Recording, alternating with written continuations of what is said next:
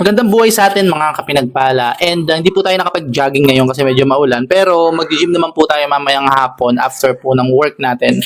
So meron pa rin po tayong extra exercise. So for the daily dose of verses today, I'm gonna share with you verses in the Bible, passages in the Bible. In Jeremiah chapter 17, verse 9 to 10. This is actually talking about our heart, the condition of our heart.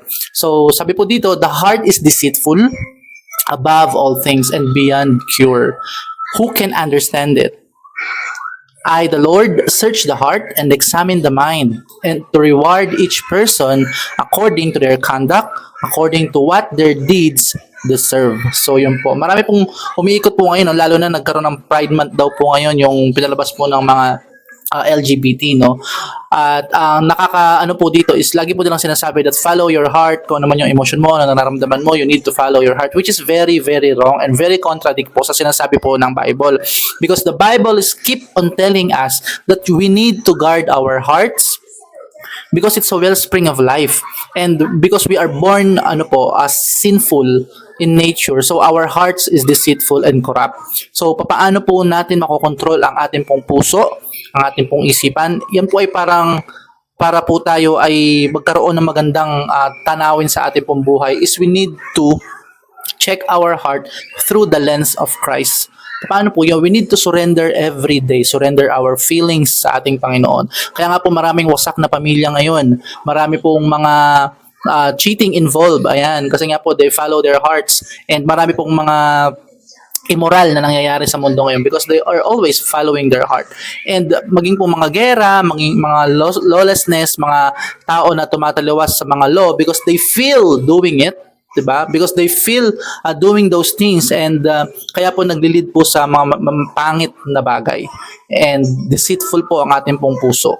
Sobrang deceitful. So paano po tayo magkakaroon ng maayos na desisyon sa ating pong puso is we need to surrender our heart, our feelings to God. So dapat po yung nararamdaman po natin bago po tayo magdesisyon dun sa naramdaman po natin is pinag-pray na po natin yon, gumawa na po tayo ng action para po sa bagay na yon. Like bago mo gawin yung bagay dun sa emosyon mo o sa feeling na naramdaman mo, isangguni mo muna sa Panginoon. Tama po ba tong gagawin ko, Lord? Ayan, tama po ba tong bagay na to? Kasi sabi nga sa Jeremiah 17:9 to 10, deceitful po ang atin pong puso.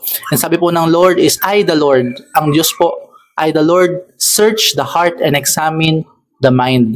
Ayan, to reward each person according to their conduct. So, ang Diyos po ang tumitingin, nagse-search, at nag-e-examine ng puso at laman ng isip po natin, and God will reward us according to our conduct.